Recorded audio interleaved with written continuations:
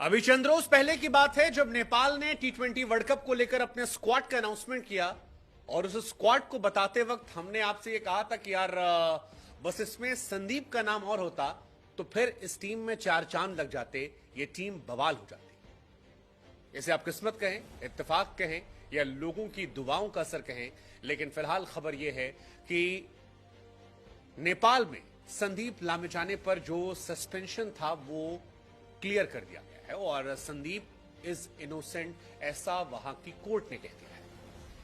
बहुत बड़ा मूवमेंट है नेपाल क्रिकेट के लिए, क्योंकि संदीप नेपाल से निकलने वाले वो पहले क्रिकेटर थे जिन्होंने अंतर्राष्ट्रीय स्तर पर अपनी जान पहचान बनाई और अब दुनिया कह रही है कि संदीप का 3.0 वर्जन जो होगा उसे देखने लायक हो।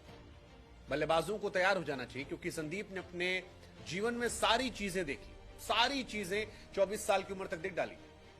नेम देखा, फेम देखा, डाउनफॉल देखा और अब दुनिया संदीप का राइज देखना चाहती है। कई बार तो मुझे लगता है कि भाई बॉलीवुड वाले अगर सुन रहे हो तो कोई बढ़िया पिक्चर बना दे, नेपाल बॉलीवुड कोई भी जिसको बनाना हो, संदीप लामिछाने पर एक शानदार बायोपिक तो बनती है और कमाल की कहानी है। वैसे आपको बता दें, संदीप की कहानी कमाल की सिर्फ इसलिए नहीं क्योंकि संदीप फंसे थे। संदीप अगर 2 विकेट और निकाल लेते हैं अपने अगले मैच में तो ज्वाइंट फास्टेस्ट हो जाएंगे 100 टी20 विकेट लेने को लेकर। और ये अपने आप में बताने के लिए काफी कि संदीप कितनी महत्वपूर्ण भूमिका अदा करते आए हैं नेपाल के लिए और कितना उनके अंदर टैलेंट है। संदीप फिलहाल बहुत खुश है और शुक्रिया अदा कर रहे थे उन तमाम जजेस का जिन्होंने उन्हें बेकसूर बताया है। संदीप कह रहे हैं कि मुझे भरोसा था, बहुत टफ टाइम था, लेकिन मेरा साथ लोगों ने नहीं छोड़ा और मैं खुश हूं कि अब मैं अपने देश के लिए काफी कुछ कर सकता हूं। तमाम खिलाड़ियों ने भी, जिसमें आरिफ का नाम है, उन्होंने लिखा कि यार ऊपर वाला देख रहा था और हम खुश हैं कि हमारा चैंपियन जो है वापस आ रहा है। 25 तारीख वो तारीख है जब तक आप टी20 वर्ल्ड कप के लिए अपने स्क्वाड को चेंज कर सकते हैं और ऐसा हो सकता है कि शायद संदीप लामिछाने, या होना चाहिए, हो नहीं सकता, होना चाहिए कि आप संदीप लामिछाने को टी20 वर्ल्ड कप का हिस्सा बना लें, क्योंकि जो खिलाड़ी आपका कप्तान था, जिस खिलाड़ी ने नेपाल क्रिकेट को अंतर्राष्ट्रीय स्तर पर पहचान दिलाई थी, अब जब अदालत ने कह दिया है कि वो इनोसेंट है, वो बेकसूर है, वो बेगुनाह है, तब उसकी जगह बनती है, क्योंकि अंधेरा छट चुका है। कहा जा रहा है कि क्रिकेट नेपाल जो है वो एक बोर्ड मीटिंग तय करेगा और उसके बाद हो सकता है अगले 24 से 48 घंटे में संदीप के नाम का ऐलान हो जाए। संदीप के नाम की अगर अनाउंसमेंट होती है तो ये अनाउंसमेंट की जानकारी जो है ये हम आप तक ही पहुंचाएंगे, लेकिन फिलहाल खबर यही है कि संदीप जो है वो इनोसेंट है और पाटन हाईकोर्ट ने संदीप को लेकर वर्डिक्ट जो है वो दिया है और उस जजमेंट में उन्हें इनोसेंट बताया गया है। पुराने फैसले को पलट दिया गया। पुराने फैसले में संदीप पर 8 साल की सजा का ऐलान किया गया था और उन्हें कसूरवार ठहराया गया था, लेकिन अब संदीप पर जब यह मामला हटा है तब संदीप टी20 वर्ल्ड कप खेलने के लिए जा सकते हैं। लेट्स जस्ट होप कि वो जाएं। अगर वो बेकसूर हैं तो उनका बनता है, पहले वो कप्तान थे, अब जब वो इनोसेंट हैं तो नेपाल में जश्न मन रहा है।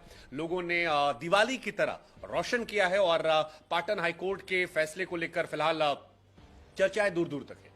इससे पहले काठमांडू की डिस्ट्रिक्ट कोर्ट जो थी उसने संदीप पर आरोप जो थे वो सिद्ध किए थे, 8 साल की सजा जो है वो तय की थी, लेकिन फिलहाल ये फैसला जब हटता है तब वहां के खिलाड़ियों में, वहां के लोगों में एक खुशी, एक जश्न का माहौल है।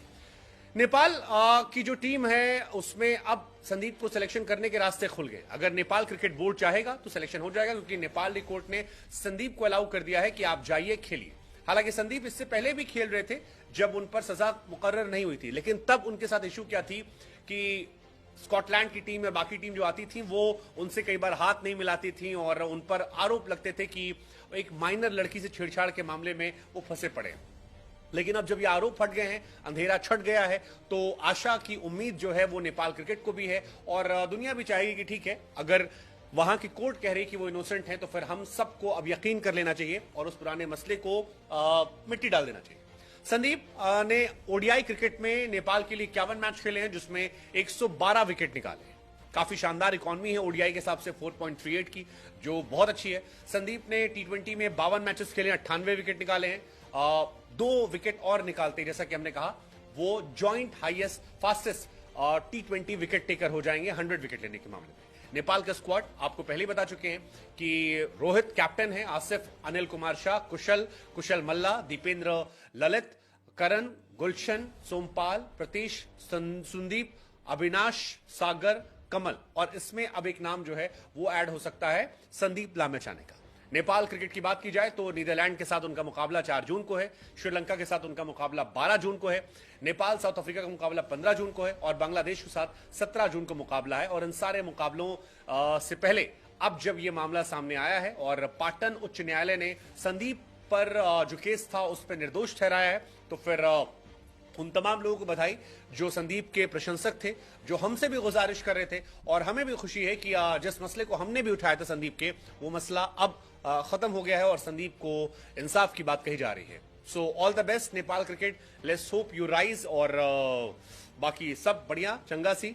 जय हिंद, जय भारत, जय नेपाल।